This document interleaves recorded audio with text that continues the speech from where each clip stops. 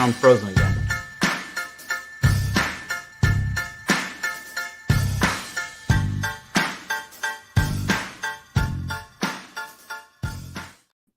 Hello and welcome to the BeeRPad. I am Raymond, your host. My usual co-host Marcus Beer is off in Wales. Everyone here is wishing him well and hoping everything is good. But joining me today is a very special co-host. Oh, there I am. The wonderful Paul Semel. Paul, what's going on? How are you? I'm good. Like I said, I'm having some technical difficulties. So if I suddenly go, It's your computer and you're not having a stroke? Yeah, I'm not Mitch McConnell. Yeah, please don't McConnell me in the stream. That would be a little bit scary. Yeah. So for those of you who don't know Paul, which is weird because you should know Paul, he has been a video game journalist for like 50 years or something like that. 65. He has written for pretty much every video game magazine, every men's entertainment magazine. He is Mr. Journalism to a lot of people out there. And he also has his own site, the excellent paulsemel.com. What's going on with your site these days? What's new? I just did a redesign, so it looks a little neater, Yes. but sort of the usual stuff. All this week, we got a ton of good book stories coming up. And then at the end and I froze. I still hear you though. You can still hear me. Okay. Yeah. I'm sorry about that. Yeah. So at the end of the week, I have a little Starfield thing that I did about how there's some things in the game that they put in there that I really, really like. And I hope other game designers read it and go, oh yeah, that's a cool idea. And you should definitely read it. Go to paulsemel.com. When's that Starfield? I'm going to put the Starfield story up on Friday because the game comes out, Thursday? I think Thursday night. Sure. I may bump it to Monday just because I don't have as much stuff next week, and for some reason people don't read stuff on Fridays, which I think is weird. But okay. Yes, because they go out. Yeah. And get drunk, or maybe not. I'm not encouraging you to get drunk on Fridays, but if you do, no. Now, Paul, what are we going to talk about today? We are going to talk about the classic 1986 fantasy movie Highlander. Yes. And the fact that they are remaking it much to your chagrin and my delight. And again. Who is involved in this Highlander reboot? We have Superman is starring. Right. And then one of the guys who worked on Deadpool, I don't remember. I think he directed Deadpool 2 and 3. Or is directing 3, I should say. And I think he worked on John Wick. I don't know how to pronounce his last name. It's like Chad. Chad Stahelski. Yes. Stahelski, yeah. Who I think, if I remember correctly, was like a stunt guy on the original Matrix. Yes, and he used to be Brandon Lee's stunt double. So going back that far, and yeah, wow. He had a very successful career in stunts, and he became a successful director. I mean, John Wick has been one of the biggest action franchises in the last decade, and very stylish. So yeah. Sticking to the original for a second, what did you love about the 1986 movie? What captured your imagination? There were two things that really caught my attention back then. One was that, especially at the time, it was a unique mix of fantasy and modern setting. Yeah. And, you didn't really see that. And in fact, even now, you don't see it in that same way. Like when you see fantasy elements in a modern story, in what we sometimes refer to as urban fantasy, it's like Harry Potter, right? Where magic is part of the world and people use magic and whatnot. And this didn't really do that. This wasn't about the magic, or at least you didn't know if it was about the magic because you didn't really know what was going on. But it was about using swords and that kind of stuff. And it was more like Conan the Barbarian kind of stuff. And that to me was interesting. And then also, as I just said, you didn't know what was really going on. Like, you knew the story, obviously, but you didn't know the why. And, right. you know, for people who haven't seen the movie, I don't know why you're watching this, but okay. But for people who haven't seen the movie, the whole idea of the movie was that there were people and they were immortal, but they were also driven to kill each other because they believed, for whatever reason, that there could be only one. Yes. But the only way you could kill them was by like cutting their heads off. Yes. And if you did that, like, you had to cut them out completely, because like one guy basically like has half his head cut, like his neck half cut, and he survived. But that was like literally the only way. Like, you could shoot them like 50 times and nothing would happen, but you had to like cut their heads off. And so that was really a sort of interesting idea. Yeah. But when you do, they were called immortals, and when an immortal would chop another's head off, they'd get all their memories and powers and skills. Right. So if you keep chopping off heads, you become more and more powerful until. Right, but there was always that thing of like, there can be only one, but they never really said what would that mean, like, because you get the prize. Right, but they never said what that was. And then, you know, I kind of liked that it was kind of open-ended, and, you know, it's supposed to be knowledge and power. Right. That's one of the things that appealed to me. I like the time flashbacks. Part of it is in 1980s New York City, and part of it is in Scotland in blah, blah, blah, that year. 1600s, 1500s. Sure. Well, let's go with that. Yeah. So that for me at the time, that I didn't see a movie that really did that. So the time hops, and I just thought it was really clever. It was just a fun blend of fantasy, action, and silliness, and swords, of course. Yeah. Because Paul, there can be only one. Crap, do I got to get my head cut off again? I hate when this happens. So they did some interesting things. We both loved the original movie. It had sequels that were not so good. That's putting it lightly. It spawned a TV show, which I kind of liked. I mean, you know, it kind of reminds me, it seems like a precursor to CW's action formula. So in terms of that, it worked for me. I never got into the TV show, but by the time the TV show came out, I felt so burned by the sequels that I was like, it could have been like the best thing ever, and I still wouldn't have cared. Yes. You know? It was not, but right. It had its moments. And the first season, he fought some interesting bad guys. Adrian Paul plays Duncan MacLeod, who's the cousin of Connor MacLeod from the movies. He fights people. I think his first enemy was the guy from Fine Young Cannibals. So it was weird watching him swing around a sword. One of the other enemies was Bull from Night Court. So, I think you should explain who the Fine Young Cannibals were, because I don't know how many people watching this are going to be like, oh, yeah. As far as I know, they only had one hit song, She Drives Me Crazy. Yeah, they were like a British pop band, and they had like one hit song, and they had a singer with like a very cool, deep voice.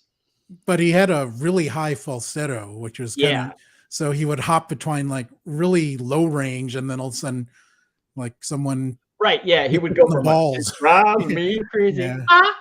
Yeah. I can't even like do it because like I'm a normal person, but yeah.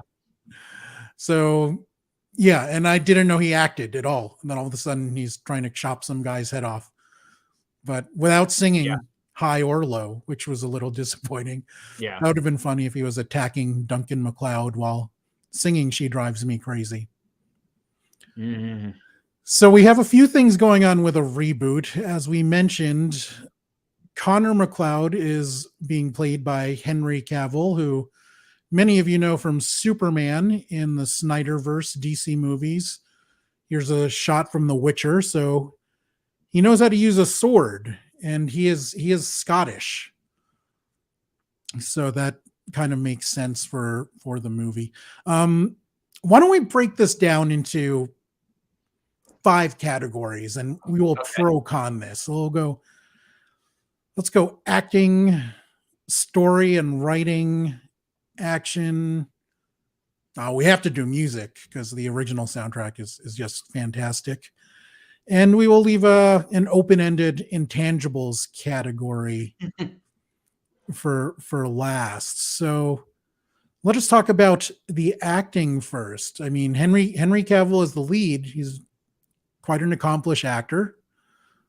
I don't know what your opinion of is outside of Superman. I think he's good, and I think he could be good in this role. I mean, we know from I didn't really like the Witcher TV show, but he was good in it, and he can obviously play that kind of character. Right. You know, also because he was in one of the Mission Impossible movies, and he was good in that. You know, and we also know that he's a fan of the series. So, yes. And that's the thing with him is he tends to take projects on where he's actually enthused about it, which I kind of like. You know, he's not one of those people who's like, oh yeah, I'm playing Superman, but I always thought superheroes were lame. Like, you know, like you get that sometimes. And he's actually Scottish, unlike Christopher Lambert. So. Right. Well, there is that. You know, Christopher Lambert was not Scottish, but he was playing a Scotsman, and although with his weird accent, you don't know where the hell he was from. Right. Apparently, right. And then you also in the original had Sean Connery, who was supposed to be playing a Spaniard, but he had a Scottish accent. Like he didn't even bother. No. He is Egyptian that came into service of a Spaniard who was speaking in a Scottish accent. Okay, that doesn't make it any better. And for some reason, he spent time in Japan as well and picked up an awesome katana while he's there. So, okay, yeah, well, when you're immortal, you got time to travel, I suppose. So, Christopher Lambert is probably not a great actor, but he's in some of my favorite roles. I just love his accent. It's just weird and vaguely European, but apparently he was born in New York, but moved to Switzerland for the first 12 years of his life, then eventually moved to France. So you add all that up and you get that weird, silly accent that Christopher Lambert speaks. That makes sense. That actually weirdly makes sense that, you know, he would have been born in America, but then picked up an accent somewhere else. So, but I mean, in terms of skill, I mean, you kind of have to give it to Henry Cavill. I think anyway, as much as I love. Oh, he's a better actor than Lambert. Yes. I mean, he's not a better actor than Sean Connery when Sean Connery tries, but. We have our first question from Carlos. Is he rated to Bill Lambert? I mean, I think he's related, and you spelled Lambert wrong. So no. And that is not how you spell Lambert, Carlos. Show some respect to my Detroit Pistons. Okay, yeah. Henry Cavill is better, but I will say the supporting cast is not. The Kurgan is being played by Dave Batista, who is wonderful as he is in the Guardians of the Galaxy movies. I just don't think he's a great actor. I thought his acting in WWE was garbage. Clancy Brown is awesome. Better since then. He has gotten better, but Clancy Brown to me is a sci-fi fantasy legend. Right. Yeah. Going up against Clancy Brown is tough. You know. And yes, Batista, Maria, totally agree with you there. Yeah. Yeah. But I think look, you wouldn't get Clancy Brown to do that role now. Sure. And I think of all the people you could get to play that role, Batista is a good choice. Yeah, I mean, yeah. Can you think of somebody who would be better and would do it? In my head, if Michael Clark Duncan was still alive, well, yeah.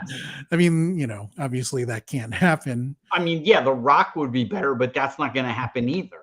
Right. I don't know. I don't.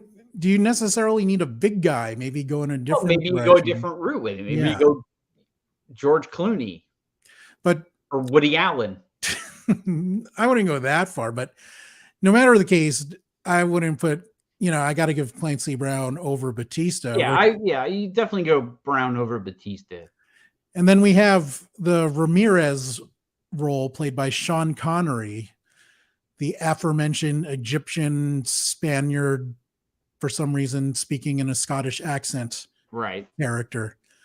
I mean, it's Connery, and the guy that is rumored to be playing him is this guy, James Jason Bryan, who, I mean, first of all, just look at him. He doesn't have Connery's presence.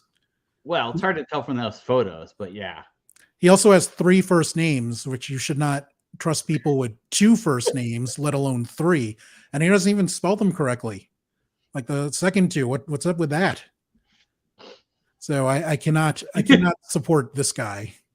I don't know who he is, so he was in, is any of his credits there? He traded in Birmingham, blah blah blah. He won the Midlands Movie Awards for Best Supporting Actor well, he's no Sean Connery. Well, but who is? Yes. I'm no Sean Connery either. Yes, but if you were in the Highlander reboot, I would use that against it. Yeah. So for an acting scale, I will take that one. It is Raymond 1, Paul 0. Sorry. I like how we have these scores conveniently here, as if this was not predetermined. I think that's built into the system. Yes. Let us go with that. Next, let's talk about story and writing. I mean, as interesting as the original Highlander was for me at that time, it's not great writing. No. So, you can do better, I think. The guy, one of the guys that was brought in to write the movie is this guy, Ryan J. Condal. On the negative side, he wrote Hercules and Rampage. On the positive side, was terrible, and Rampage was not good. Yes, but he also wrote some episodes of House of the Dragon, which I think is a fantastic show and more recent. So maybe this guy's gotten better and he knows what's up. What would you say? I don't know how much of Hercules and Rampage he wrote. Because let's remember, in Hollywood, like a movie always has like 8 different people writing it. Right. I mean, the original was a pretty low budget movie, so it didn't have, the big Hollywood studio and writers behind it. Right. So I would almost have to guess that the story and writing will have to be better in the reboot. You would hope. I mean, it could go either way. It could either be way better, or it could be just as good, or it could be terrible. I mean, I'm going to get RoboCop, because RoboCop was okay. Like for people who don't know, there was a remake of RoboCop, and there wasn't. There was. And there was also Total Recall's another one. 2 movies that were didn't happen. Super well written movies, but they were definitely a lot of fun. And then you had remakes, and neither of them were very, very good. So it can go either way. You know what? I think I have a feeling that the story and writing will be better in the reboot. So I will give you 1 point there. Okay. I think it's premature, but okay.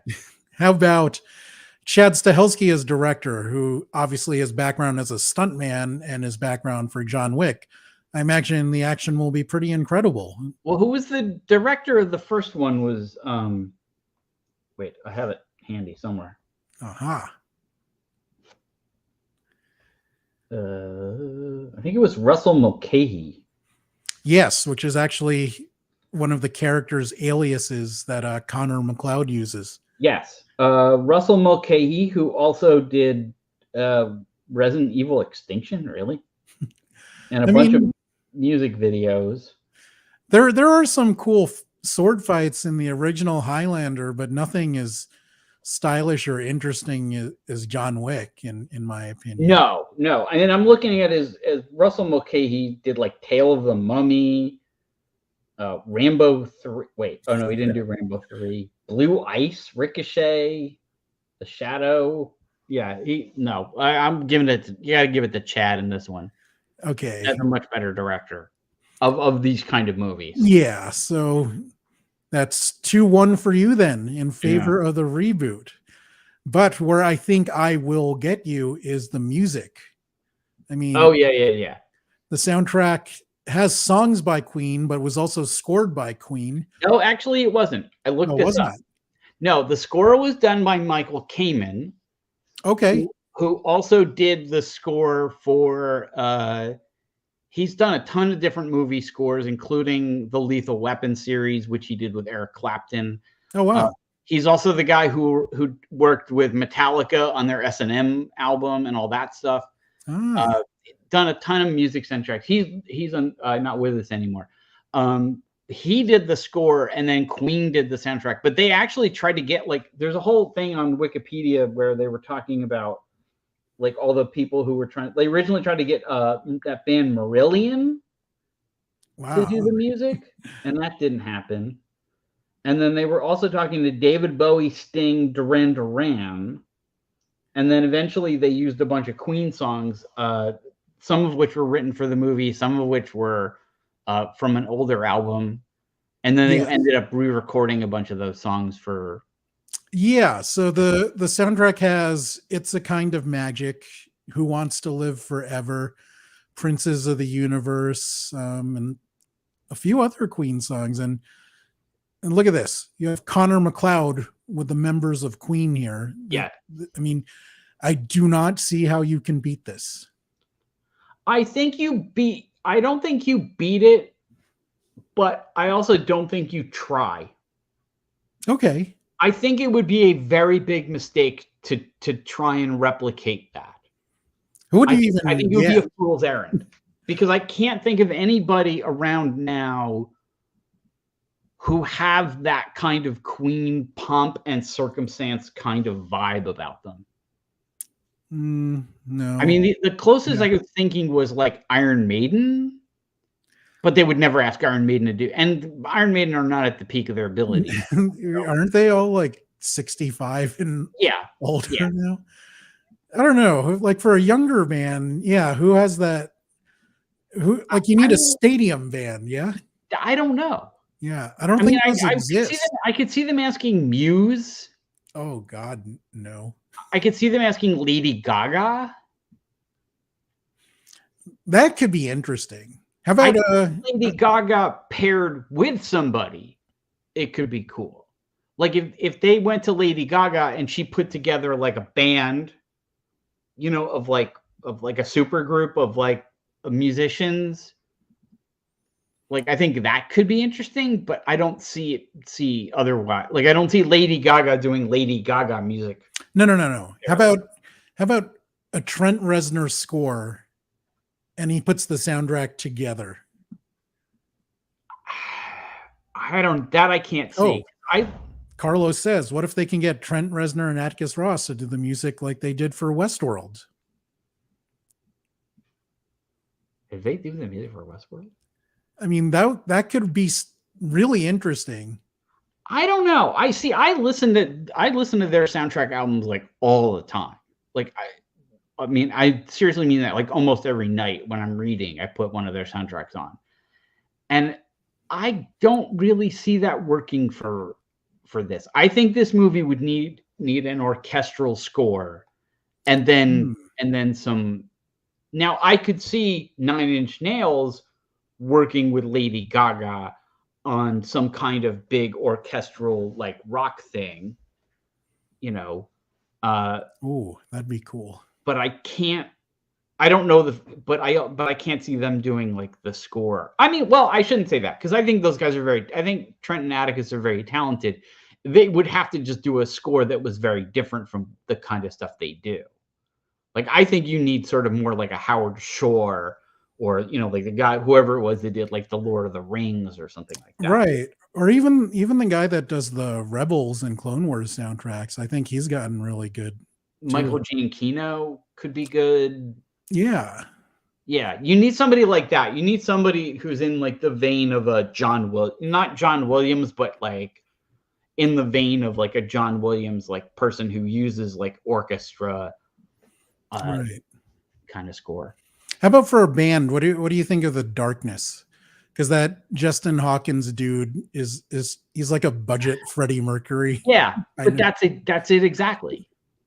The Darkness are like a low rent Queen. It's like asking Queen now with that guy Adam, the American Idol like, dude. Right, where you have like two of the guys from Queen and somebody else, and Adam Lambert.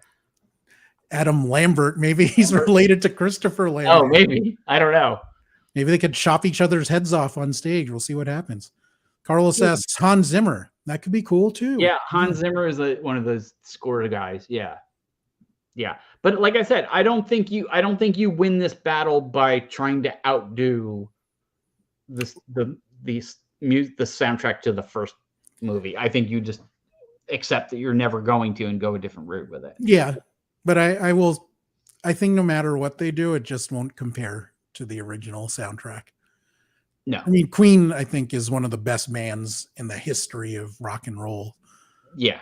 So, and there's nobody out there right now. Right. So I will take that point. It is now 2-2. Yeah, you can have that point. Now let's talk about some intangibles or open, just anything really that comes to mind. I mean, one of the things I loved about the original movie is how it portrayed New York. It really got that gritty, dirty, dangerous feel of New York in like the late 70s, early 80s before Giuliani cleaned it up. Yeah. Yeah, New York isn't like that anymore. You can't really do that. No. You have to go to like Detroit or something. Yes. Like Times Square now is like, it's such a touristy commercial area. And back then it could get sketchy and you wouldn't want to walk past a certain hour of the evening, and not if you wanted to do it safely. So, I know. I don't forget. We used to go to rock shows at Madison Square Garden and then walk up 8th to the Port Authority. Ooh. I could tell you some interesting stories about nights in the Port Authority, believe me. So Paul grew up in New Jersey. I grew up in New York. So we are familiar with the area at that time.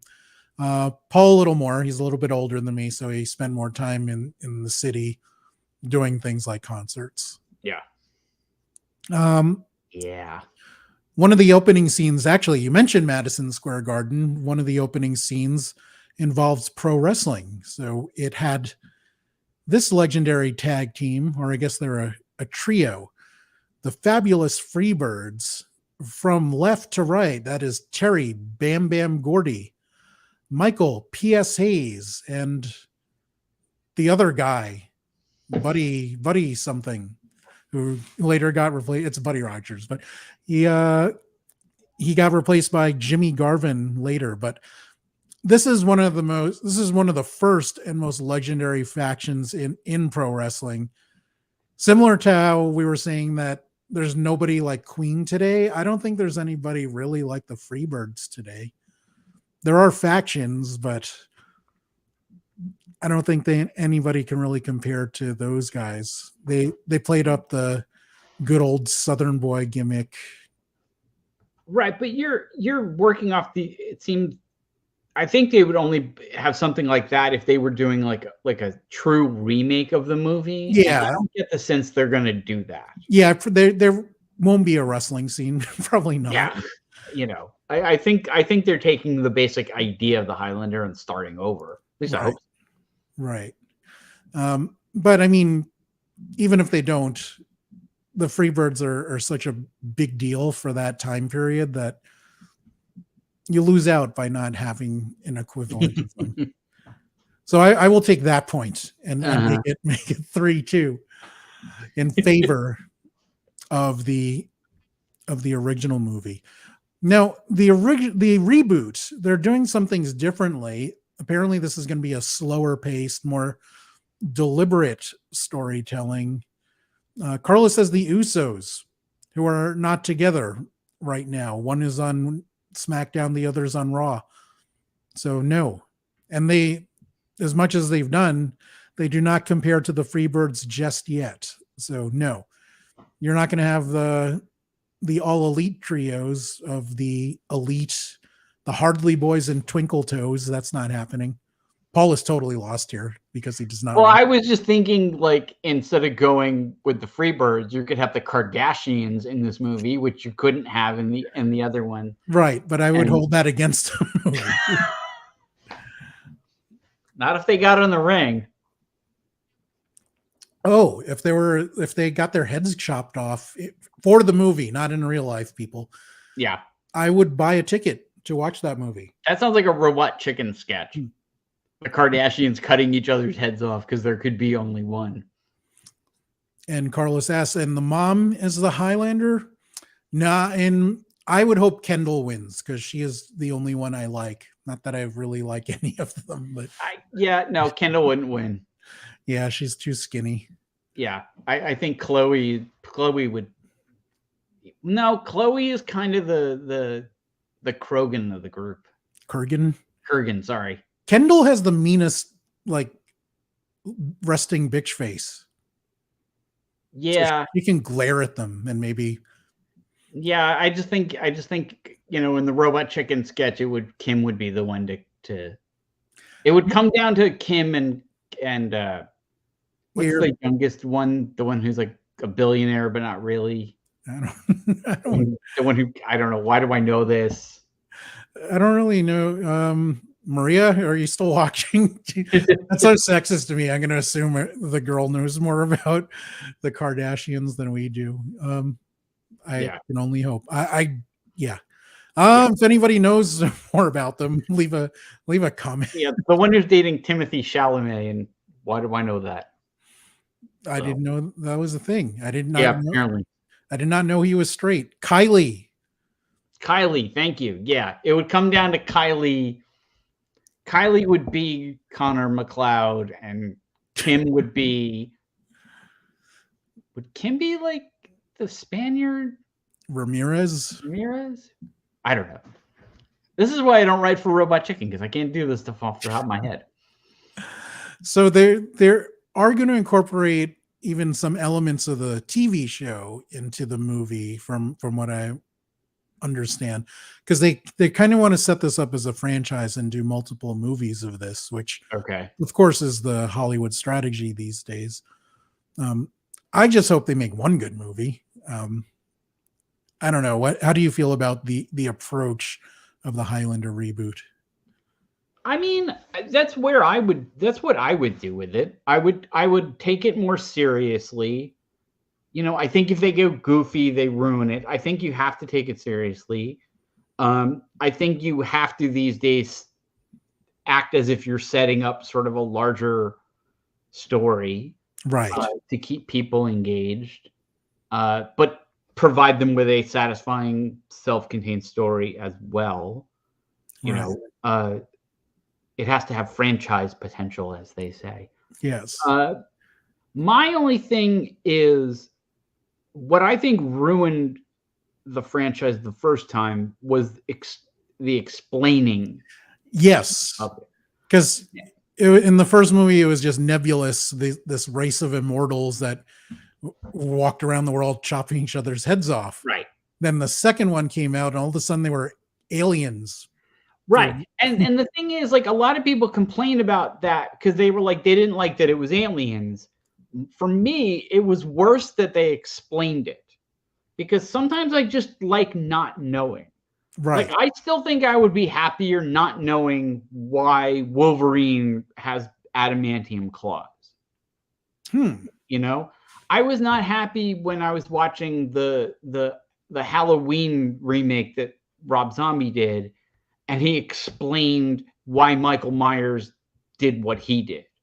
Or having midichlorians explaining Jedi powers. Right. Yeah, that's another good one. Like, where you explain something and you're like, no, you didn't need to do that, and I was happier not knowing. I get what you mean. I agree. And I think that, to me, would be the biggest mistake they could make, would be like coming up with a reason, because that was one of the, like I said, one of the cool things about the original movie is you didn't know why. Yes. You didn't know what the deal was and what would happen and who these people were. And by the end of that movie, there was no way they could have come up with anything that would be as cool as not knowing. Right. And I feel that, and not even seeing it already, like I feel that way about this remake. If they walk into it and go like, oh, well, they're actually the 12 apostles of Jesus, and he bestowed upon them immortality, and the only way they can die is to get their heads cut off, then I'm going to be like, oh. In fact, there's even a scene in the first movie, in the original movie, where Connor MacLeod asks Ramirez, why are we like this? And then he just goes, why does a bird fly? Why does a stag run? This is just, what we are and what we do. Right. And then in the second movie, they fucking made them aliens. And it was so bad that they kind of like retconned it and were like, never mind. See, I don't like that either. I don't like when people retcon stuff in that blatantly a way. Like a couple of years ago, there was all this talk about doing an alien movie. And they were like, oh, but we're basically only going to pretend that the third and fourth movies didn't happen. And I'm like, no, they did happen. Deal with it. If you're smart, you can get around it, Yeah, but there are some things that are unforgivable, like Rocky V, for example. I erase that from my memory, and only at certain times of the day do I acknowledge that it happened. Uh-huh. But yeah, I don't know. I'm of two minds about it. I do agree that it is weak and shows a lack of commitment. Yeah, that's a good way to put it. The alien stuff was so bad. Yeah, well, it was also just a terrible idea. Yeah. I mean, the one thing I would say also is that you could take like you said, they're going to take elements from the TV show. Like, I think that's cool. Like, I think that's a cool idea. And then it kind of made me think of what they're doing in Star Wars, where they basically said, okay, all this, like, all the old books and comics and stuff, like, that doesn't count anymore. But we're going to start pulling things that we liked out of it. Because there was a lot of stuff in that old canon that was terrible. Yeah. And then they said, you know what, though? There was some cool stuff in there, like Thrawn. Yeah. That guy was cool. Let's bring Thrawn into this and put him into the story as in a much better way. And I think they could do that. Right. Where they take elements from, say, the TV show or from the third movie, and kind of go, okay. Carlos actually asked a question about another movie, which is, I think it was the fourth movie. It was the one that combined the movie and the TV show, where they had Connor and Duncan MacLeod adventuring together. And a small role was played by Adam Copeland, who wrestling fans know as Edge. He played someone, I think it was Highlander Endgame. Yes, that's what it was called. Thank you, Carlos. So this was colonial America. He plays a guy that was robbed for some reason, and he gets into a fight with the MacLeods, end up stabbing them, but they're immortal, so they don't die. Mm-hmm. Fun with stabby. I don't know why they just didn't cut people's heads off. Well, I guess you don't do that in pistol duels. The TV show did some interesting things where they examined different aspects of immortals. Like they had a kid immortal who, so when you discover you're immortal the first time you die. So they had a kid immortal that got killed when he was 12. So he's stuck at 12 for the rest of his life. They had this other immortal that some guy trapped him and, put him in like a crypt at the bottom of a river, and he didn't get out for like decades, but he didn't get his head chopped off. So he's still alive. Not sure how his brain is functioning without oxygen, but let's they're a different race maybe, so you don't have to explain it. So I like that it looked at those different aspects of what that race meant. Like you can be a kid immortal, you can be That's an interesting idea. Yeah. It's kind of reminds me of vampires. Yes. Like in Interview with the Vampire, where they bite the little girl and then she's stuck being a little girl for the rest of her life. Was that Kirsten Dunst? It was Kirsten Dunst in the movie. Yeah. So yeah, I like that they're exploring different aspects of that. Is there anything that you would like them to explore that they didn't explore in the original movies or TV show?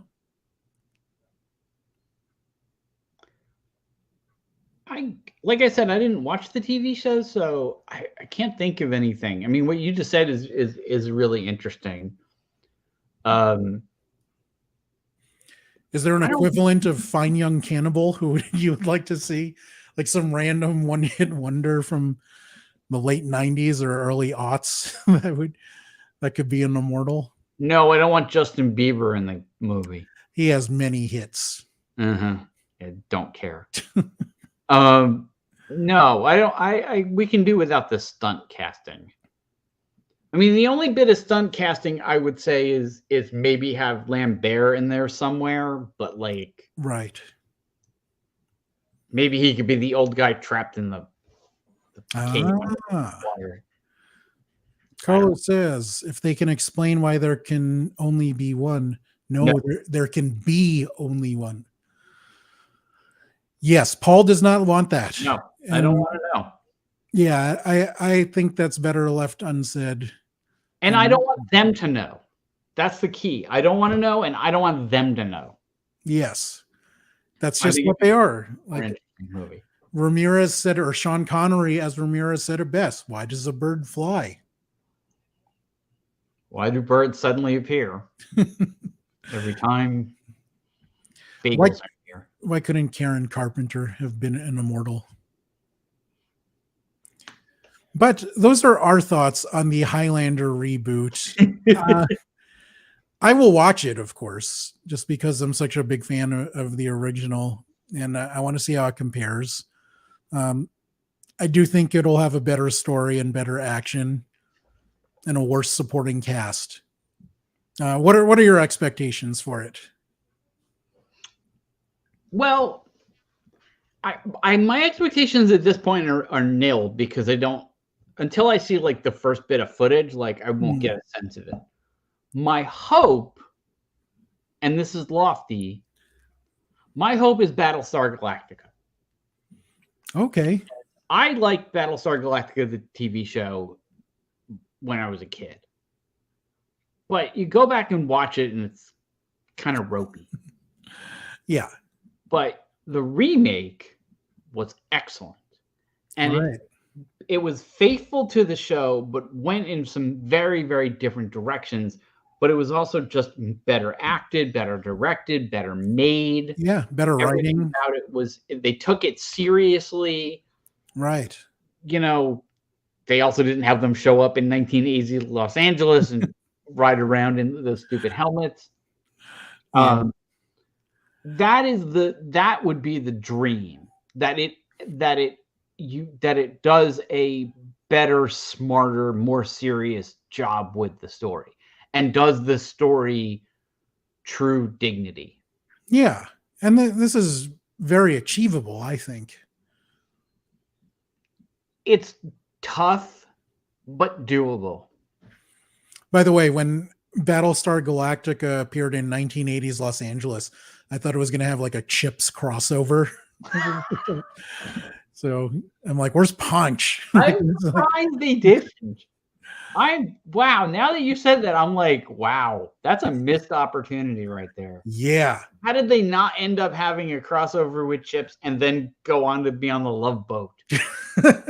And then eventually make their way back through Fantasy Island. Right. Yeah. They take the Love Boat to Fantasy Island.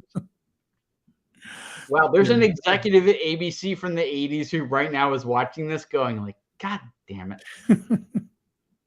It's like, stupid kids stole my idea. Why didn't we think of that? Yeah. Oh, right. Because it's dumb and I'm dead. Well, we want to know what you think about the Highlander reboot. Is it something you want to see? Will you like the original better? I mean, are you just not interested in it at all? Please leave a comment in the comment section below. All our social media is up there. Please give us a follow. Like this video if you enjoyed this conversation. Subscribe and ring the bell for notifications. Punch versus Mr. Escalante. Yes, Edward James Olmos, who was Also Selena's father, and he taught La Bamba how to do calculus. What a career that man has had. Wait, is he still alive? I don't know. Yeah, he is. He was just on that show. Oh God, he was on that show that was a spin-off of the motorcycle show. The motors? I don't know what the motorcycle. Yeah, there was a show about motorcycle gangs, and then they did like a spin-off of it. Wow, he was in a motorcycle hang on a second. gang show. Let's go to the Wikipedia page. Yeah, I need to. Oh, is it Sons of Anarchy or? It was a spin. Yeah, it's the spin-off of Sons of Anarchy.